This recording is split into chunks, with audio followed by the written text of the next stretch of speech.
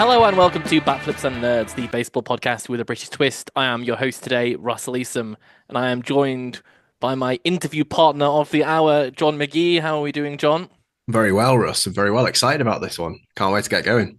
Yes, we have been hitting 2025 with a force that we haven't seen in a while, but we have another great person to go with us, and those who are viewing us on YouTube will see that we have Zach Scott here. Welcome, Zach. Hey guys, thanks for having me. No, it's amazing. And for those who don't know Zach, Zach worked for the Boston Red Sox from 2004 to 2020, going from an intern to the assistant GM with many jobs along that journey. He spent 2 years with the Mets, including 7 months as the acting GM, and he's gone on to found a consulting firm, the Four Ring Sports Solution, which has worked with multiple MLB franchises and other American and major sports teams. But we brought Zach, as John said, to discuss about the front office. Like, what would be the teams be doing during the off season to get ready for the next season? We're going to chat about rosters. We're going to chat about the front offices. But before that, John has a very important question for Zach about his favorite player. Yeah. So Zach, I have a confession to make. You are wholly responsible for one of the most hideous man crushes of all time. So my favorite player of all time. I'm a huge Red Sox fan. Uh, Okay. I want to see if you can guess who that is. First off, Your favorite Red Sox player? I mean, and it's most pretty people. niche. It's pretty Yeah, I was niche. gonna say it's not David Ortiz then, if it's I mean, niche. I love him. I love him. But No. I'm thinking very much in your wheelhouse. I'm gonna put you out of your misery because it would be pretty bad audio if I was just asking you to name any player in the 16 years that you were with the team. So my favorite player is Koji San. I adore Oh, him. nice. So I wanted to, and obviously you were pretty instrumental. There's that great article by Tim Britton when you were with the Mets about how he was one of the guys who you were pushing to bring to the Red Sox. And I'm not going to have another opportunity to ask you about what it was you saw in this sort of mid 30s finesse Japanese pitcher, and what you guys did to unlock the phenomenon that became Koji Time in 2013. I don't think we did anything that, I think it was all him, but we did identify that he may be an undervalued player for a couple of reasons. One, age, you mentioned health. He had had some health issues in the past. So that took care of the market a little bit, and we ended up getting him on a 1-year deal and then retained him for longer than that. But the reason he was available was because he doesn't light up a radar gun. So Yeah. he's someone that I think people now, have been able to quantify more than they could at that time. He's the kind of guy that has that special fastball that plays faster than it actually is. He'd throw in the low 90s, but it played more like 95, 96 because he just could really backspin the baseball. And so it had that rising effect to hitters. It looked like, they thought it was going to be in one place, and when they'd swing at it, they'd either hit the bottom of the ball and pop it up or swing and miss. And then he had a devastating splitter to go with that. So he had this, what's very common in Japan, actually, or at least was, this north-south way of pitching. And so he had Mm. that fastball that played up in the zone and that splitter that played below the zone that would get swing and miss. So, and he just pumped strikes. He just attacked hitters, which is always my favorite kind of pitcher, especially closers. When we at the Red Sox had really good teams, we won championships with closers that were similar. I'd say Keith Folk in '04 was actually kind of similar to Koji in that he had the devastating changeup instead of a splitter, but he didn't throw hard, but he got, that pitch played up. He also got a lot of pop-ups just like Koji. They were both very Mm. extreme in their, if you looked at their rates of strikeouts and pop-ups, they were unusual in that way. So it didn't give up a lot of hard contact, got a lot of swing and miss on the fastball, and then the changeup played down. And Jonathan Papelbon was the same way, Yeah. where he had the velocity on the fastball that was more what you see these days, but he also had that extra explosion on it because he backspinned it, and he had a devastating splitter. So it was interesting that three of the championships that we won were very similar style closers, and they all three of those also just attacked. So they threw strikes. They weren't, we won in 18 with Craig Kimbrell as a closer, who was a different kind of, more of a slider, fastball slider guy with some control issues at times. And obviously, we actually ended the 18 World Series with Chris Sale on the mound. But those three guys I think, were actually very similar in a lot of ways. And today, those are the kind of pitchers, when people look at the metrics, that's what they're looking for, is those fastballs that play that way. And, obviously a secondary pitch that's as good as what they had. So yeah, Koji, and, besides that, Koji was an awesome guy and a lot of fun, a very funny guy, and someone that we just loved having in the clubhouse. So yeah, we thought it was a buy low opportunity, and, he delivered way more value than we could have actually ever expected. Yeah, one of those that I guess from your perspective as someone who's gone in there making the case for him was like a slam dunk and then some. That 2013 season was just astonishing. Like his pitching line is almost unprecedented in recent Red Sox history. And then, as you said, he becomes this sort of larger than life character in amongst all those burly bearded men. You've got this little tiny dude who's just joking around, and then he grows a beard and it looks stupid, right? I mean, that's why I absolutely love him. Yeah, no, he was a lot of fun, and sometimes, as an organization, you got to get a little lucky to win championships. And definitely that year, we had a lot of good things go our way, including his incredible performance. Right. So, I mean, that had to be done. Thank you for humoring me, Zach. If you listen to the podcast before, as many people will have, it's not the first time that I've been indulged on that. So, thank you, Russell, for allowing me to start the conversation in the appropriate way. So he's one of my favorites of all time that we ever had. So I'm happy to always talk about Koji. Yeah, I mean, I think I have a thing for relief pitchers. You're talking about Jonathan Papelbon and Keith Folk was definitely getting me there as well, I have to say. I mean, I could go on. We could do a whole 2 hours about Red Sox relievers Right. of your tenure, if you like, but probably that would be a pretty niche concern. So we'll get on to some more general stuff about front offices. And we brought you on, Zach, to talk specifically about being in a front office during this period of the year, right? Every part of the year in a baseball front office is intense, but this one is the one that you're really earning your corn, right? This is when there's roster turnover, there's loads of moves at the margins, but there's some really big set piece events where GMs, assistant GMs, and other members of the front offices are effectively the stars of the show. You're the only story, right? You're keeping Jeff Passan in a job. So we wanted to get your insights as someone who's worked in those environments for such a long time as to what the sort of rhythm and the pace and what you guys are doing. And it felt like the right place for us to start is not actually at the start. It's in the middle, right? It's at the winter meetings, which to fans on the outside is a set piece, right? We're all sat there waiting for our alerts from Jeff Passan and Ken Rosenthal and others. They're really mysterious. Mm-hmm. So I wanted to get a front office perspective at the outset of this conversation about how they felt for you, like whether you dreaded them. Was that your version of being on the diamond, or and kind of what goes on in those, it's not on the diamond, but in those enormous dome hotel complexes that you all get air conditioning sickness in over the course of 6 to 8 days in December. Yeah. Well, there's a lot more of people in front offices, checking out Twitter and waiting for Jeff Passan than you probably think. You think, like, we drive all the action. It's true, but it's not happening constantly. So there's a lot of, refreshing of MLB trade rumors and looking at Twitter and staring at each other sometimes. But there's also a lot of work. The winter meetings has definitely changed over, the 20 years that I've been attending, although I actually haven't attended in a few years. And, it's been a nice break because they are pretty intense, and they can be counterproductive because you can feel a momentum or some sort of pressure to get something done that could lead to a more emotional decision than is ideal. But for the most part, that's what I did this job for, right? Like the times of the year, the trade deadline. And for me, mostly my career was focused on the major league side.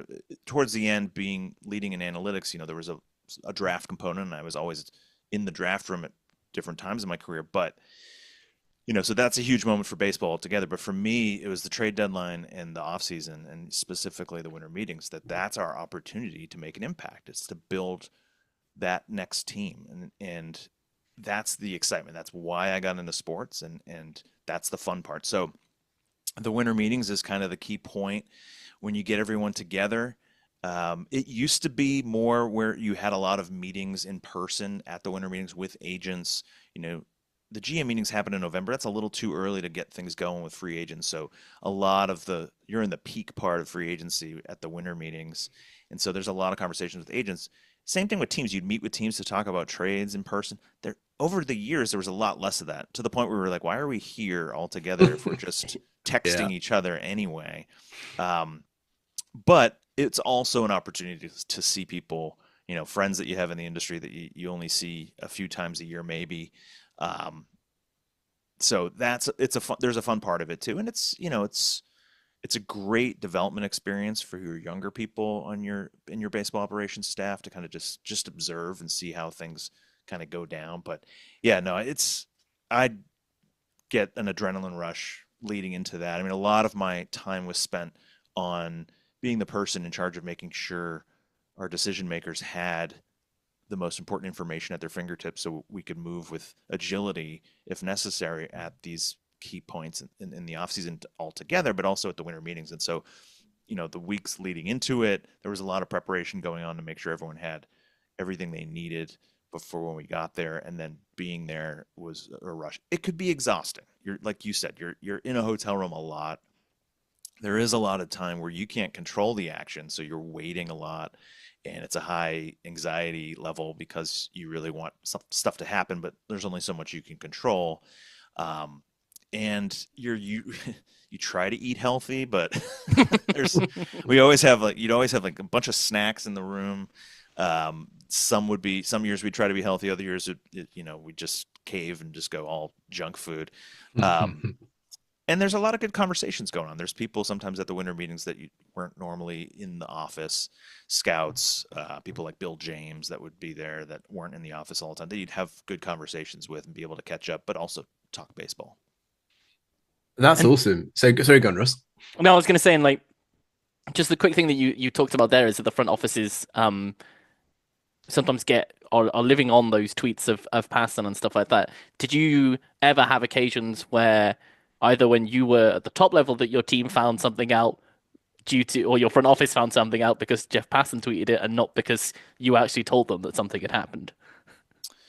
About our front office or about other? Oh, either way, like this, yeah. Yeah. I think obviously, like sometimes what happens to other teams, that's maybe Yeah. actually With at the other source teams. of themes. But did it ever happen that like you had just done something and there was like three or four of you knew about it, and then suddenly before you could tell everybody else what had Yes. happened, there's a pass and tweet. That would happen. And it was frustrating because you really want the people in your organization to find out first what's going on. If we could get to a place, it was almost like a competition within ourselves to like, could we get a press release out of a move before it gets out there on Twitter from a reporter? Like, I think you did it like 5% of the time you could do that. And if you did, it was like this great feeling of accomplishment. Now, part of that is because all these moves have like, if it's a trade, you're doing medical assessments. If it's a free agent signing, there's a physical that has to happen. So like you're not going to announce anything until it's official. But oftentimes you have an agreement pending physical that will leak out either from the agent or someone from the team. And all of a sudden it's out there and it's like, well, we can't really comment because what if something happens during the physical, which has happened, and you have to, either renegotiate the deal or back out of the deal altogether because something surprises you. So yeah, that definitely. I always hated when that would come out before we could communicate it internally. Even if it's not the press release, it's like we would send out an internal email to our entire baseball operation communicating something we had done. And if it wasn't pending physical, we might send it to a smaller group. So we're not blasting it out to, a couple hundred people. It's just like a smaller in the office thing. So people would be aware just in case someone reached out to ask them about it. But yeah, it was always a great feeling of accomplishment if we could keep something out of the media. And again, we could only control so much of it. There's another team involved in a trade or an agent involved in a free agent signing. So, we could only do our part.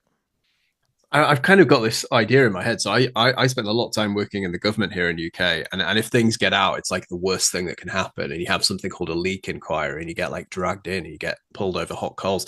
Like, is there a version of that where like who told Jeff? You go around there, get everyone's phone. Who's got Jeff's number in here? Yeah. Well, so everyone has different feelings about that. It's funny you mentioned the government because I always say we need to not take ourselves so seriously. Like we're not holding Pentagon secrets. Like it's Mm, not government secrets. It's baseball. It's entertainment. So if yeah. something gets out, You don't want it to. You want everything to be confidential until it's appropriate to put it out there. But it's not the end of the world. Hmm. Ultimately, this is entertainment. Let's, chill out. You do want to make sure that you don't want to upset players when stuff coming out or agents, but you can only do so much. So I have always felt like it's not worth the effort to try to track down leaks. Mm. I'll say this, like, definitely believe in some instances the leaks come from above the GM's head anyway. When it Mm. comes, like, ownership might put stuff Mm. out. Um, so they're the owner; they can do whatever they want. So I'm not going to all of a sudden, try to investigate my baseball operation to figure out who's leaking what. But I've heard stories that other GMs are very different, and I've heard Mm. stories that people have gotten fired for being found Wow. out as leaks. Um, I think that's extreme, and I think there should be conversations about it. Maybe, you get only a certain number of chances, and maybe that happened in those instances, or maybe that's just a rumor. I don't know, but I think that intensity is a little much, and it's a waste of time. We have too much to do to be tracking down a leak of a baseball move. That's just not the end of the world. Yeah, yeah, absolutely. I can see trying to get a bit of perspective in those situations is exactly the right way to be. But similarly, if something's gone against you, the temptation is going to be there, isn't it?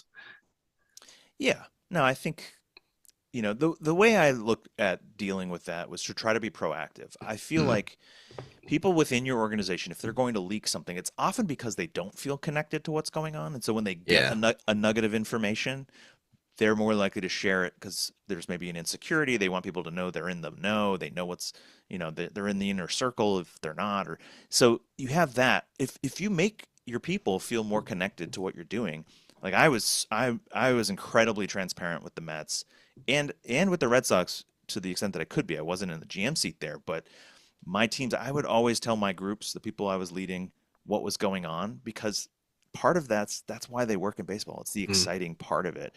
Part of it's I want some different opinions on things if we're working towards it. They may have a different perspective because they're not as close to it as maybe I was in the moment. But I also felt like if we were very transparent about what was going on and shared things, people were going to feel like you're empowering me with this information, so I'm going to keep it to myself. If you're not doing that and they get a piece of information, they may be, in my mind, it's my theory is that they'd be more likely to actually put it out there. Yeah, that makes total sense. So sort of circling back to the winter meetings as a set piece, is there any sort of move that you recall being involved with, either one that came to fruition or one that didn't, that was that sort of, this is what I'm here for. This is, back to the point, that was when you were in your element. That's when the adrenaline was flowing. What was an event, a signing, a trade that during that period either Right. did or didn't come to pass for you that sort of sums up what that feeling's like? There's a lot. There were a lot. We did a lot of things at the winter meetings. You mentioned at the top 2013. We signed most. I think we signed 7 free agents that offseason. We were very fortunate. We hit on all 7 at least for year one, which led to a Mm. championship. For some of those guys that had multi-year deals, they didn't hit after that. Like Shane Victorino was great in year one, but injured the last couple of years and didn't really contribute. But we got our value because we won a World Series. But that winter meetings, we signed like 4 or 5 of those guys, or agreed to terms with 4 or 5 of those guys, which is, to me, that's by far the most that we've ever done in one winter meeting. Mm. And so it was incredibly productive. And so that's memorable because it was just like, wow, we were just really good at jumping the market on some of these players. Like it was one of the times where we executed our plan exactly the way we wanted to. We wanted to bring in guys, we had gone through a lot of turmoil the year before, the Bobby V year. The year before that was the year we had the historic collapse in 2011 and the Mm. chicken and beer narrative around some of our pitchers. And, each year we the last couple of years had been pretty negative in the clubhouse. And so we went into that offseason with a focus on improving our clubhouse culture and bringing in good players. But we had just, if you recall, in 2012, unloaded a lot of money to the LA Dodgers. Yep. Carl Crawford, Nick Punto. Adrian Yeah. Gonzalez, Josh Beckett, Nick Punto, the Nick Punto trade. Yeah. Bless him. So there was that we didn't want to then jump right back in and make the same mistakes Mm-hmm. that we did by giving too large contracts to players that didn't, one of them especially didn't work out. Um, and so we wanted to go shorter term. So we had this plan, and then we pretty aggressively we recognized that there was an inefficiency in the market of these players who weren't top tier free agents. They were kind of second tier, or even in some cases like a Johnny Gomes, more of like a depth piece.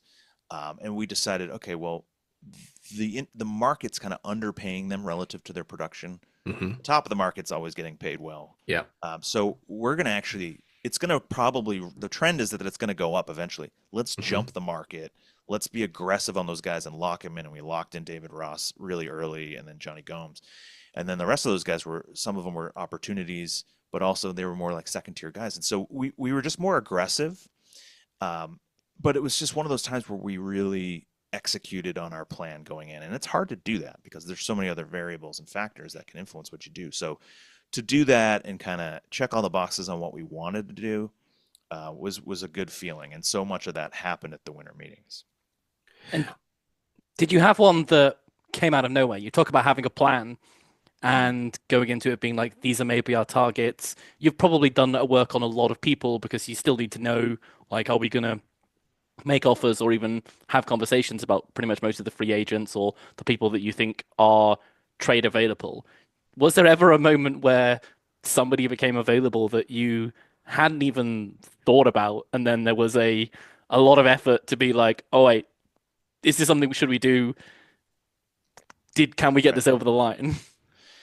I can't really think of a time where we ended up getting very involved in something like that where a player we didn't think. Usually, like you have before those meetings, the GM and assistant GMs are typically, you divvy up the teams and you call your counterpart at the teams, and you're getting a feel for what they're looking to do.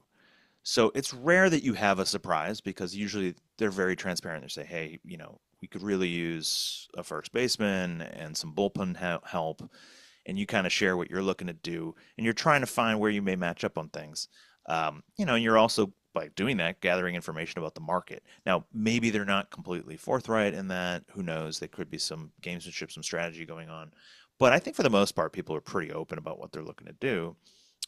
So there aren't that many surprises. The one thing that comes to mind that we didn't get involved in, but it was one of those things where we were really unhappy about the fact that this player got moved and we weren't involved, which is when the Marlins traded Miguel Cabrera to the Tigers. Um, that was something that it was like, well, I wish we knew that they were actually willing to move him. I mean, you talk to all the teams, and it's one of those things that you expect if someone's going to make a move that large, that they're going to make sure they know what everyone's willing to pay before they sell, right? Before they sell a player like that. And from what I could tell, that was actually done fairly quietly within the industry. And so we weren't alone in that, but it was kind of like, wouldn't you want to see what we'd give up for, maybe they just were, in love with Cameron Maybin and Andrew Miller and what they got in that trade, those prospects. But it was one of those things where we were like, a player of that caliber, you want to be involved in. And so I remember us being pretty unhappy about that. And there you go, Russell. That's a slam dunk for my favorite player and yours in the same podcast, Oh, nice. Andrew Miller. Yeah. That doesn't happen very often. So just sort of fast forwarding it to the present day, Zack. I mean, from an outside observer, and I know some people have tried to push back on this narrative a little bit, this year's winter meetings did feel really important and like a lot of business got done. So maybe sort of winding back some of what you said earlier about it feeling like you needed to be in person, it's not all texts, or certainly that's how it felt looking from the outside. Was that your perception, and from your perspective, why do you think that might be? Is it just the sort of Soto factor because you had Freed signing, the Crochet trade, loads happened over the course of those few days?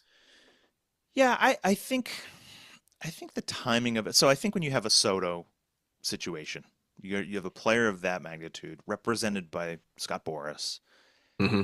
The most predictable thing, like this is not the kind of player that's going to have to wait too long on the market, right? He could Mm-hmm. sign pretty quickly compared to some other guys, and so it was one of the most predictable things at the start of the offseason that this is going to happen right around the winter meetings, either the Mm. beginning or the end. But like, there's going to be a big press conference for this player involving Scott Boras because he does that a lot. He's got a pattern Yeah. of doing that. It makes sense. That's around the timing that getting a deal done will make sense for a player of that caliber. And so that didn't surprise me that that's when it happened. And I think you see a lot of deals like that happen around the winter meetings, the top of the market, where they just don't need, you got enough interest and enough people putting their best foot forward pretty early that you don't have to wait and drag it out. That said, there's still this pattern. Here we are, end of January. There's still some good players out there Mm. in free agency. There's still Bregman, and Alonso, and Flaherty. Like there's still some very good players available, and so that's kind of the thing that I think we used to not see earlier in my Yeah. career. We'd see almost like you get to around Christmas, and almost everyone would be off the market. And now this is more normal, where there will be some big signings around the winter meetings and some big moves, usually at the top of the market. Trades are a little different because teams kind of they're especially a crochet trade that is the same thing, right? Top trade piece on the market. You're pretty quickly going to get the potential teams to ante up as soon as possible. Now, there can be some dependencies on other free agent things that they're doing that may impact timing there. But I think that this is fairly normal for what we've been seeing recently. Some big moves at the winter meetings, and then some guys just hanging around till the start of spring training or maybe even later. And just moving on to that, I did want to ask you about Bregman and Alonso. So this is a conversation. The narrative that we're hearing now is that there's a market consensus on these guys. Everyone knows who they are, and a lot of people are starting to insinuate that this is because of sort of groupthink in the way that front offices are run. I just wanted to get your sense on whether that's the case. I mean, you guys had a situation in 2017, 2018 with JD Martinez where you successfully waited out the market, but Yeah. it's a little different then, right? You were probably his only suitor in that situation. Yeah, and I think that's the fear that teams have. If you're the New York Mets and you're Steve Cohen and have all the money you could imagine you need, Yeah. the downside of that is that people want to hold you. People on the other side, the agents want to hold you hostage because it's like, oh, this guy's going to cave eventually. He's shown to be a little emotional and wanting to get things done at times. Obviously, the Soto thing was a different scale. So I think that's a dynamic that exists where it's like people don't want to bid against themselves. Mm. So with the JD Martinez, it was like we got to a place where we're like, we're confident we're the highest bid. We don't know for sure. You never know. It's blind, but we're pretty confident. It's at the time there was he's seen as a DH. There was no DH in the NL, so it was different. So your market was limited organically by that. And so we were willing to wait it out. Waiting it out's hard because you can't he went into well into spring training before we got a deal done, and that was hard. That was hard for Dave Dombrowski, someone that's still does his work primarily before Christmas. He's very aggressive, Well, and right now is when Dave Dombrowski yeah, does his work. exactly. So for him to wait was not his normal move, and we joked that we had to tie Dave up to make sure we didn't bid against ourselves. But I think that's what's going on. But I think to your point on the group thing, I do think there's this effect that most teams in baseball are using the same kind of analytical tools. Mm. And so pretty much every team, if not every team, has what you might call an asset value model. They're putting dollar values on these guys. And those are useful, but these decisions are not formulas, right? Like there's context involved of where your team's at, where your roster of players.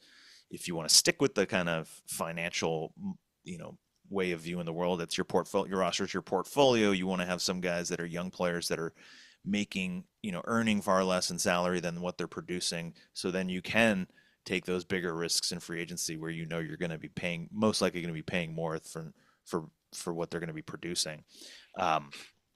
So I think that because everyone has these kind of similar tools, you get to this point where an agent needs someone to really veer off those things, what the model's telling them this player's worth.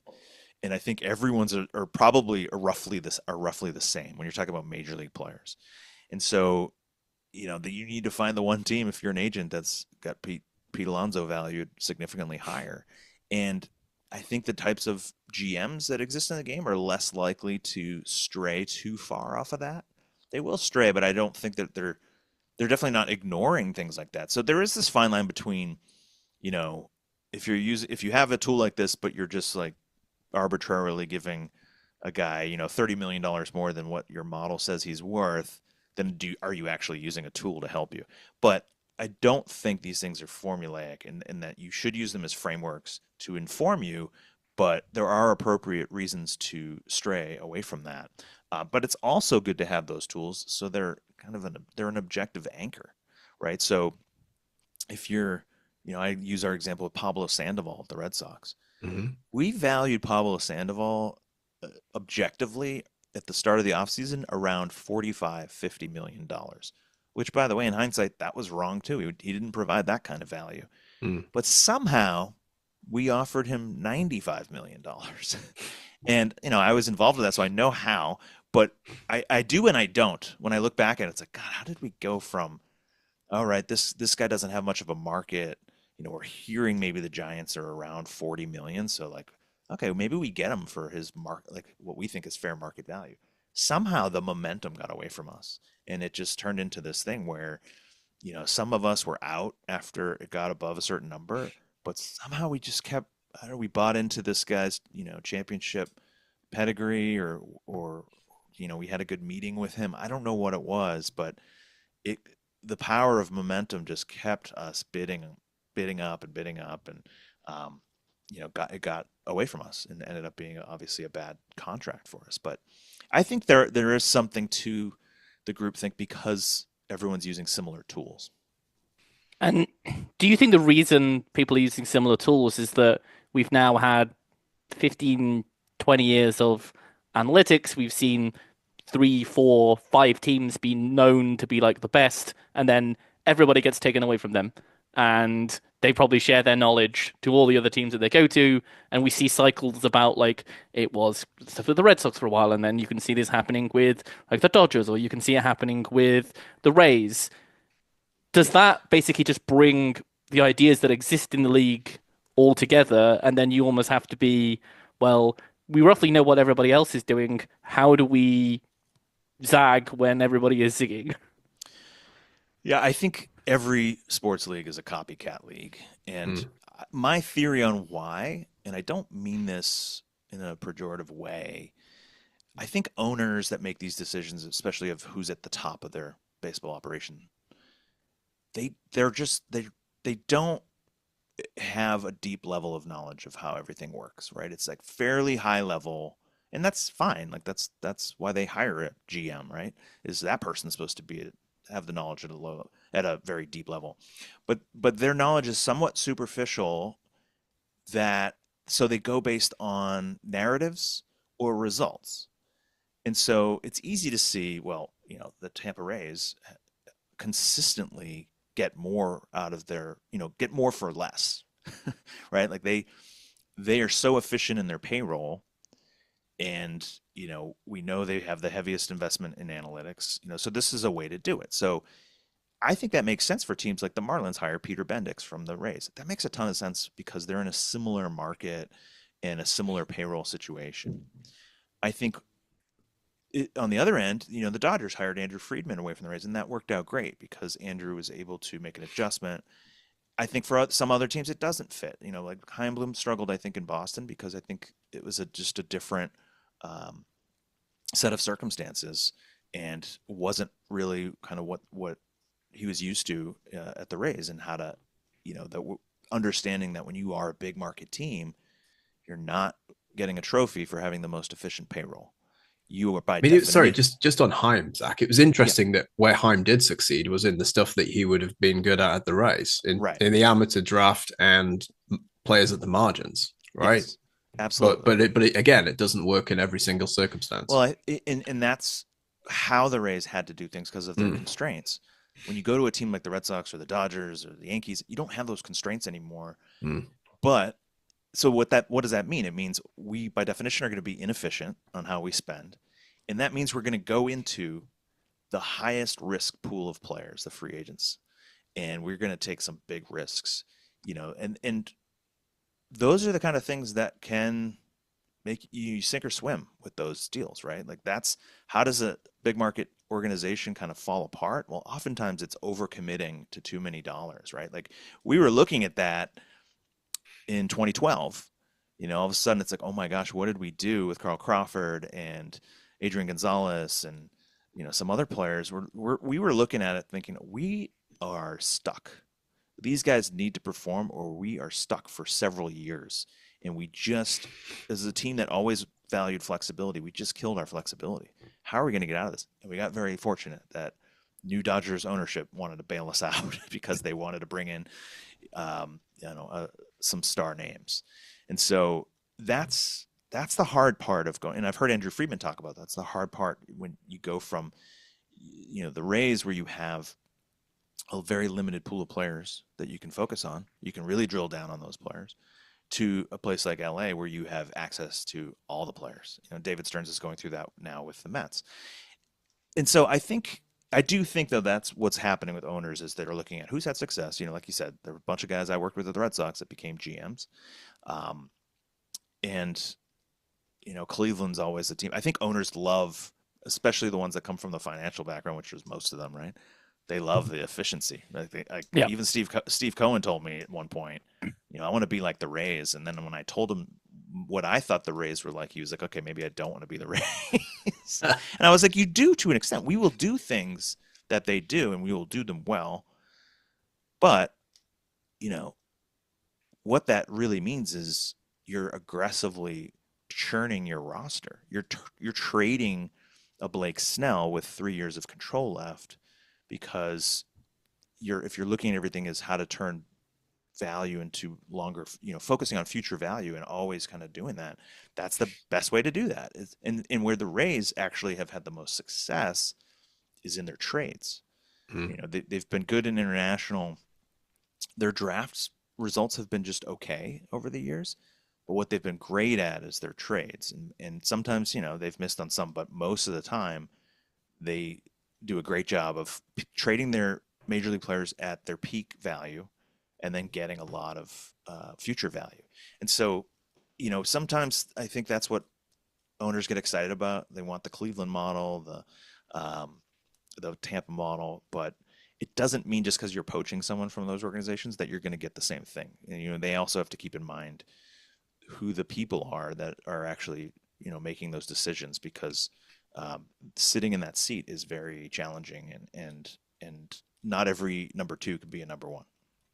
It's really interesting you talk about that last point because we just interviewed Kyle Bodie a week back, and he was very much talking about the cultural side of how you kind of introducing analytics. But I imagine it works the same way in that front office. That is that when you're near the top of that front office, you have to build a culture and an infrastructure that will survive any one person being taken out of that system, and that you need to be able to be like, we have built this system that will work almost without any of the key people being here in 3 or 4 years' time. Yeah, we'd always at the Red Sox focus on, we'd say if you're in a position where people report to you, your job's to develop someone to replace you. Not because we're going to fire you, but because hopefully our success leads to you getting an opportunity somewhere else, or we can provide that opportunity here and you get promoted here, and then that person can step up into that role that's been left vacated. So I do think that's really important. And I think, some teams are great at that. I will say, especially as a consultant these last few years, culture is a big part of what I focus on, both in the analytics space, because I'll go back to the Rays because I do think they're the gold standard in sports. I always actually call them the platinum standard across all sports of analytics. And I don't think it's because they have better tools than everyone else. They have great tools. They have great analysts, data scientists building those tools. What makes them so great is that their process from going from analyzing the data, identifying the insights, and then communicating those insights and executing on them to actually make players better or to make better decisions in player acquisitions, they're a well-oiled machine that no one else is as good as them at doing that. So, I could use it. A good example of that was at the Red Sox. We acquired Jeffrey Springs, and then the Rays. And then I was gone, and this happened, but they traded him to the Rays, and he ended up having this breakout season with the Rays. And it was interesting because we were looking at the same thing, the same attributes that the Rays had, and Chaim was there, and we talked through it. And it was like, yeah, this guy's got a lot more upside. Here are the things that he would need to change in order to tap into that potential. The problem that we had, we didn't have good infrastructure in place to actually execute on that. Whereas then he goes to the Rays, who are looking at the same thing to identify him as a potentially undervalued player, but they now have the systems and processes in place where they can just get it out of him as quickly as possible. And that's a huge advantage. And part of that advantage comes with, good people, really good communication and good cultural alignment, but also stability. Yes, Andrew Friedman left the Rays and went to the Dodgers, but they promoted from within multiple times. And really since like 2006, it's been the same front office and the same philosophies and the same processes in place, with making adjustments as time goes on and evolving. But everyone knows when you work for the Rays what's expected. They know how they're going to do things. There's no real mystery there, and everyone can pretty quickly get aligned and focused on achieving that common goal.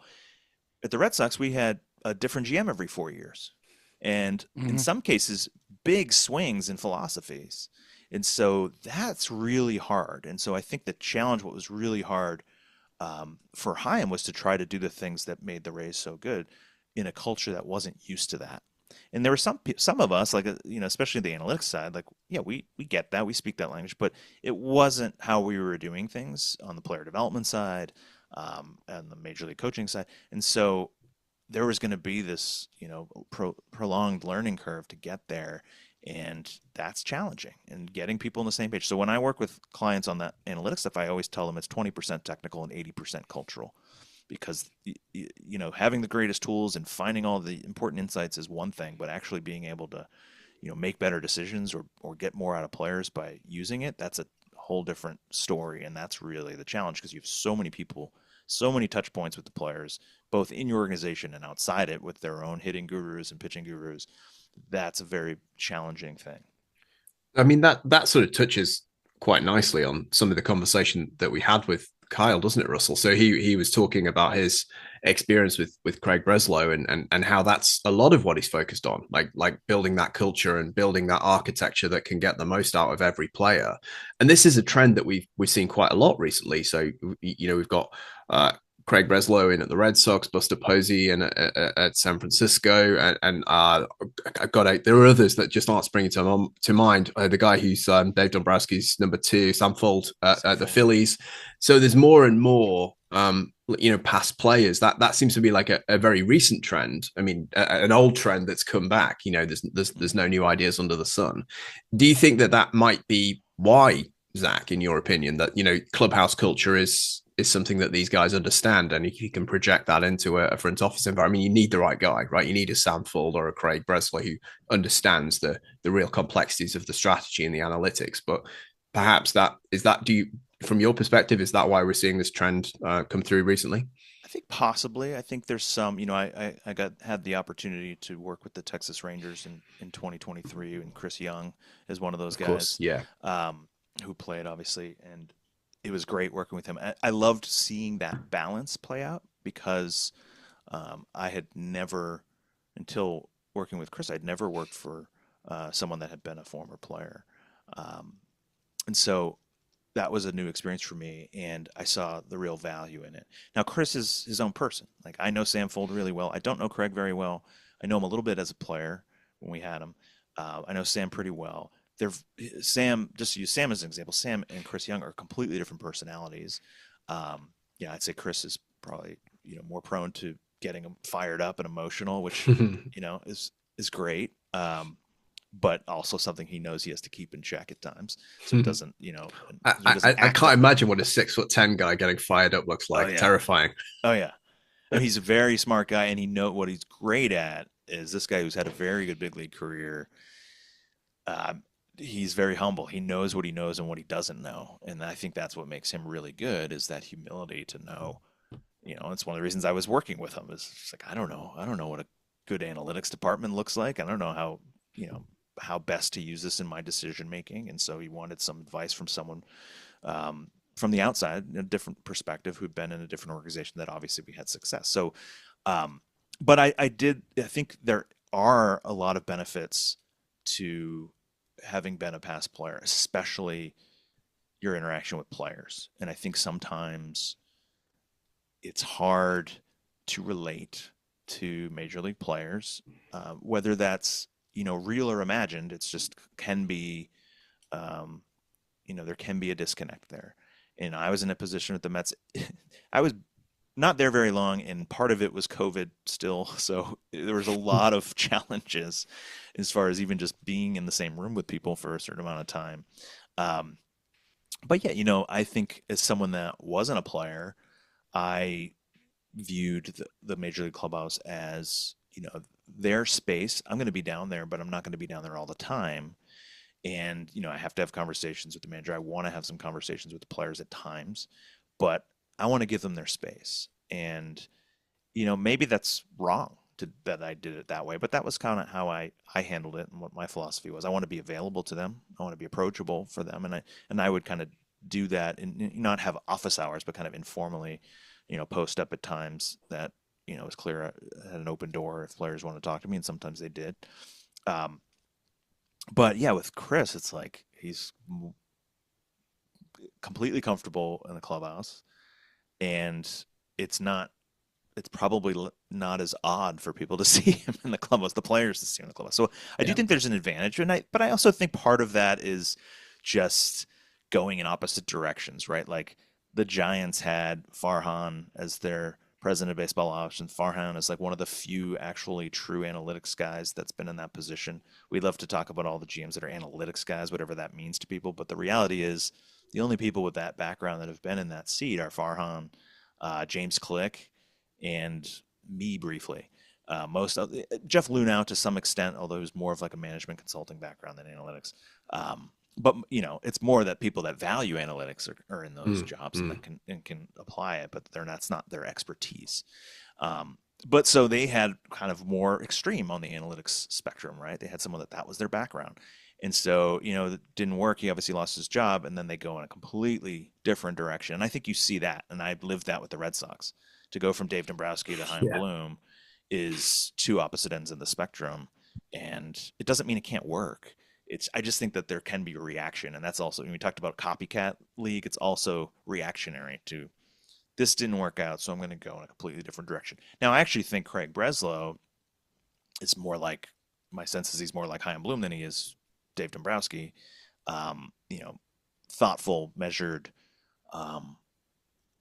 He's a intellectual player. He was always the smartest guy in the clubhouse type of thing because of his background. So he's not your typical player in that sense. Doesn't mean he can't relate to players. He's been there. Obviously, he's got that built-in credibility. But he strikes me as a different guy. Like I said, they're all different people, and I think that's how owners need to evaluate these things is to get to know kind of what's going to work both on how they execute, how they make decisions, but also culturally. And I think that's the challenge because there's two cultural issues. There's kind of what you touched on and what I touched on before. There's the getting everyone on the same page, the architecture of what we want to do, what we're about, getting everyone to say, this is what's important to us. And in the Red Sox case, it's, we're going to measure, these are going to be our key performance indicators that we're going to focus on for player development plans and for decision making and how we're going to measure success. There's that piece of it and getting alignment and clarity to everyone so they know this is what we're about. But there's also the human culture part of it. And when you work in an industry that's very demanding, I think it's important that people are motivated and inspired when they come to work. I mean, you work for a baseball team because it's exciting and fun. You don't work for a baseball team to get rich. There's so many people especially on the analytics side, that they could go work in a lot of interesting industries and Mm, probably make a lot more money. mm, But it's the excitement of trying to build a championship team. It's that the mission of a sports team is so clear that you can feel attached to it. Whereas most corporate environments, the mission is something you often don't care about. So having people recognizing they're going to sacrifice a lot to work for a baseball team, having them be excited and motivated to come to work all the time is a key thing. And I unfortunately think, and I blame myself to some degree for this analytical move. And I think part of one of the negative or unintended consequences of becoming so analytical is that we've almost become a little too clinical at times and have lost a little bit of the people part of it. And part of that is just tremendous growth in the size of baseball operations that's created a management challenge. Um, but and also people feeling that they don't have enough time to kind of think through these things. And so there haven't been a lot of teams that have tried to think, okay, as we've grown, like how are we going to actually keep people engaged? How are we going to keep people motivated? How are we going to keep people feeling like this is not only a place I want to work hard for, but it's interesting and fun place to work. And I think that I found from talking to a lot of people at different teams that that's kind of declined a little bit. And so that's another thing I focus on as a leadership coach is trying to help leaders not forget about certain things like that, even though I know they're overwhelmed. I know they're pulled in a bunch of different directions, but the things that tend to go when you're overwhelmed and pulled in directions are communication throughout your organization and kind of checking in with your people, caring about their career paths and their development. Those things tend to go by the wayside a little bit sometimes, and I think it's important that teams remember that. No, that's great to hear, and it is like in working anywhere like that cultural side makes a massive difference. Um, I think now what I'd like to do is we're probably going to go a bit more quick fire through some other things that we think the front office like might actually do during kind of this time period, and you can give us like, does this happen all the way through the year? Is this focused kind of like mainly during this off season? How many people like is this a big effort, small effort? So I feel like the start the simpling one is like in my head, like extending players is something that usually happens more in the off season than during the season. But are you almost like constantly working on what we think that value should be? Well, I think in my experience, most contract extensions conversations happen in spring training after the off season's kind of died down. Sometimes it's other times, but that's most of the time that's been the case.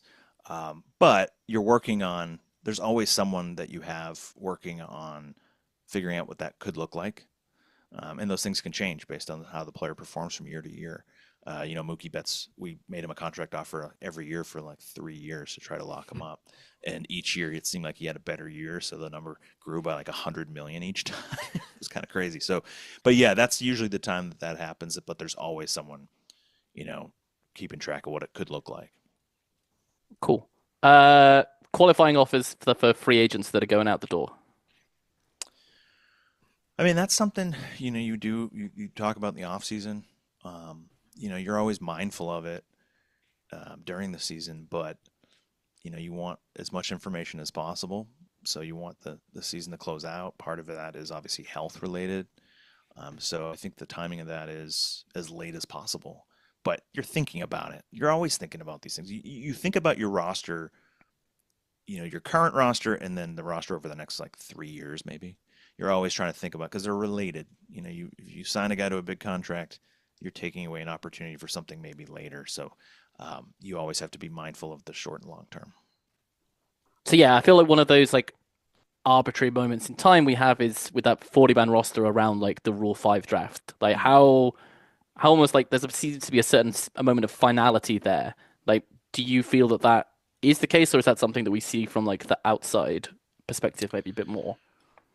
I'm not sure I completely understand your question, but I do think there's a point. There's this period during the off season where you kind of have to freeze your roster, right? Yeah. And so there's a lot of strategizing and maneuvering before that period kicks in. And then there's a sense of relief after that period's over because then you can do some things. And then, if you need to take a guy off, you can take a guy off through a DFA. Certain guys, some guys you can't because they have to be on, it's based on the rules. So is that what you're getting at? Yeah, I think Kind of so the because timing obviously of it? yeah, because then you have the Rule 5 draft, which is then like anybody that you've left unprotected Right. then can be like like nicked by somebody? And The maybe for rule, you, has there been anybody that like you left unprotected and got nabbed, and you maybe rued the decision? absolutely. He was just traded to the Cubs, Presley. Um, Hmm. and there were two actually right around the same time, Presley and Josh Fields, who was later traded by the Astros for Alvarez, which is a crazy trade. But um, those guys, and why it frustrates me in particular is we weren't where we needed to be analytically with pitch tracking data, and that's on me and others in that area. But I take ownership of that. If we were, we would have known that those guys had certain qualities of their pitches that would have clearly indicated that we should add them, protect them from the Rule 5 draft, and we didn't. And obviously, Presley's the bigger one because of the career that he's had. But at the time, if you're not looking at that stuff, you tend to have a bunch of relievers or pitchers that you think are relievers, and it's hard to separate them. And a lot of them kind of fall into the same value area. And if you don't, if you're not using all the information that you have, you're increasing your chances of making a bad decision. And that to me is a perfect example of, you know, where a team that was using that stuff would have an advantage. And we whiffed on that one. Yeah, I think the next one, which I think really goes back, sometimes can maybe come back to the culture question, is arbitration. It feels like a really weird thing that exists in baseball that not many people really see outside of this, and so you're left at this viewpoint that is like, oh, I don't know how I would feel at work if I said I feel like I'm worth this, and then my boss told me no, you're not, and then spent maybe 30 minutes to an hour telling somebody independent exactly why I'm not worth that amount Yeah. of money. Like, do you find that sometimes you've gone through philosophies of avoiding arbitration as much as possible, or like I think we've heard of more people now just be kind of, it's like there's one offer and it's basically take it or leave it, or we're going to arbitration. Yeah, more teams have adopted the file and trial. If we Yeah, file numbers, exchange numbers, we're going to a hearing. I actually think in some ways that's helped that more teams have done that because now it's like purely, I talked about being clinical before. It's purely this business equation. Like if we don't have an agreement here, then we're going, and it's not a personal thing. It's just the way it is. And you see some teams go over for really small amounts because they have to stay consistent in their philosophy, or else no one will believe them next year if they say that they're going to be a felon. If we don't have an agreement by this date, we're going to a hearing. So, but overall, it is an awkward process. It is designed that way. It's designed for people to want to avoid it, both sides, the team and the player. So it's unpleasant. I do think there's a way, and I do think at the Red Sox we were pretty good at this. I've sat in on some hearings where they were just the team side was just brutal. Like I sat in on K-Rod the year after it was his last year, and he had the year before he'd given up at homer to Manny Ramirez. That was the walk off of the series against the Angels, and they basically, with him present in the room, walked through that scenario, that at bat to Manny Ramirez, and basically blamed the entire season on him for giving up that home run. Look, he's got his hands in the air. That was you. Yeah, that one. Yeah, yeah. And it was like I was sitting in that just for Wow. educational purposes, and I was just like, oh my gosh, like, and I'm looking at K-Rod, and he's looking around like, is this really happening? And it was funny. It was his last year with the Angels, and it was like, well, he's not going to sign with them. Like and maybe they didn't want to anyway, and so they didn't care. But so people are really brutal. I always felt like at the Red Sox, we never went with Theo Epstein. He did not want to go. And the Cubs for a long time when he went there didn't go, but then they did because they adopted the file and trial approach. Um, we did go after Theo multiple times. First with a reliever to kind of test the waters, Fernando Abad. It was like a small number deal, but it was like we need to show that we're willing to go because no one believes us. So we felt like we had to go, and we went on a low risk guy like that, and we won that hearing. Um, we eventually went with Mookie Betts. We had a $3 million separation, and really we didn't have much of a choice there because I think the agent was trying to make a bigger market point on superstar players, and probably the union was someone involved, and so there wasn't much negotiating. They were just sticking to this really high number, and it was like, okay, like we don't really have much of a choice. We don't want to go in a hearing with Mookie Betts, but it's like if we don't go give them their number, they're not going to move. So at some point, it just becomes a simple risk equation. It's like, well, they're so far on their side of the middle of the midpoint of these two numbers that we may as well go. What do we have to lose? Like, as if we say yes, then, we have a chance to actually save significant risk. So at some point, it becomes that equation. And so we went, and I think we did a good job of saying, like, hey, Mookie Betts is great, and this number would make him, it'd be a record number. Why should he get that +3? It was basically the argument. It wasn't to say that Mookie Betts isn't a good player, but to your point, inherently you are saying you're worth $3 million less, and he won. And there were some moments where it was uncomfortable, but he's the kind of guy I didn't feel like it had any influence on our relationship with him. He was very, he came up from through the organization, had great relationships with a lot of people in it, and it didn't feel like that changed. There was some narrative that maybe it wasn't going to sign with us anymore after that. That wasn't true at all. And we felt like that didn't influence. And he went out and won the MVP in the World Series that year, so it clearly didn't affect his performance. Yeah, cool. I think the last fun one maybe for me is that we see sometimes that teams are constantly looking to actually change the dimensions of the field. We've obviously seen it in the last couple of years with the Baltimore Orioles, with what has been called Baltimore being moved out and moved back based on the construction of their lineup. Is that something that is happening across the board? Are you thinking about that regularly when you're at Boston or the Mets to be like, hey, if we just adjusted this wall slightly by 10 foot, that would actually be better for us than our opponents? I didn't think about it in Boston because you're not going to touch Fenway Park, right? It's a landmark. You're not going to do anything significant there. I mean, putting seats on top of the monster was like a big controversy at the time, and now everyone's happy they did it. But it was like, oh, it's sacred, the monster. And it's like, no, makes more sense, and now it's cool. People can sit up there. But with the Mets, I thought about it because Citi Field is a really hard place to hit. And they had been one of the teams that made major adjustments after they first opened.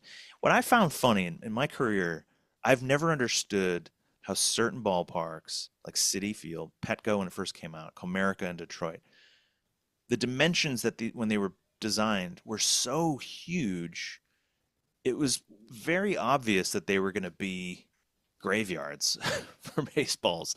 And then they, they should have been able to figure that out through physics and just understanding the game. And then they come out and they play, and everyone, David Wright's complaining about Citi Field. He drops his home runs, get cut in half, and San Diego is more extreme. And then it's like, oh, I guess we got to adjust this. Like, it's too big. I don't understand why they can't figure that out beforehand. Like, it should be pretty straightforward. Baltimore, when Baltimore moved their fences, it was like, what are you doing? You're going too far. Those things, we were consulted. We built in Boston when they moved AAA from Pawtucket to Worcester. They were building a new ballpark, and they actually consulted someone in baseball ops who has a expertise in physics, and asked about fence heights and dimensions and how it would play, and he gave them. It was fairly easy for him to say, this is what you can expect in terms of home runs and blah blah blah. You need to know wind patterns and other things like that, but weather. But it's always amazed me that people haven't been able to stay ahead of that, and then you have fences moving in and out all the time. But that's been going on since the 1800s in baseball. Yeah, just one little question to that is like we've seen some teams that have made their dimensions in their minor league parks similar to like their major league parks.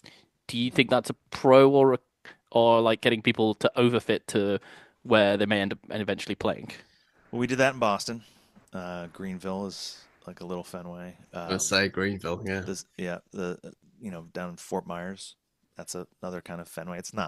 It's very different actually because there's seats in the wall, and it's a higher line. It's a higher wall than Fenway.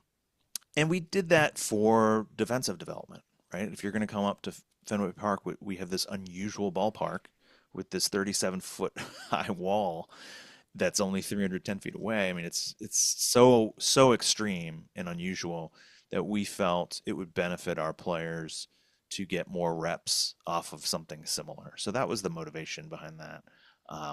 So I don't know. I don't feel strongly either way, but I understood where we were coming from when we built Greenville that way. No, cheers. I think that's amazing, John, unless you have any final questions. I mean, I have dozens. I could sit and talk to Zack for hours. I mean, just for my own amusement. But I'm conscious that this man has a life. He's got to go and earn corn. He's got a family. So I think we should probably just release him to have the rest of his day. Zack, it's been an absolute pleasure and an honor to talk to you as a Red Sox fan, no least. Thank you for all the rings. It's been all it's me, been all me. it was all yeah, well yeah, it was all you. Well, it's four with you and what, zero in 100 years without you. So Yeah, it was all you. I mean, yeah, some guys called Dustin and David, they may claim all the credit, but it's all down to you. So thanks so much for your time. I know that you do loads of media work yourself with SNY. You're a regular with our buddy Rob Bradford on Baseball is Boring. So if people want to hear more of this gold, where's the best place to be following you, Zack, to make sure that they keep up with you? Sure, I'm on pretty much all the social channels at Zack Scott Sports. That's Zack with a K.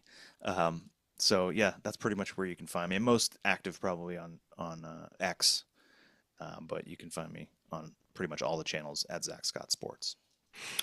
Zack, thank you so much for your time today, and hopefully we can speak again sometime soon. I enjoyed it, guys. Thank you. Cheers. All right, take care.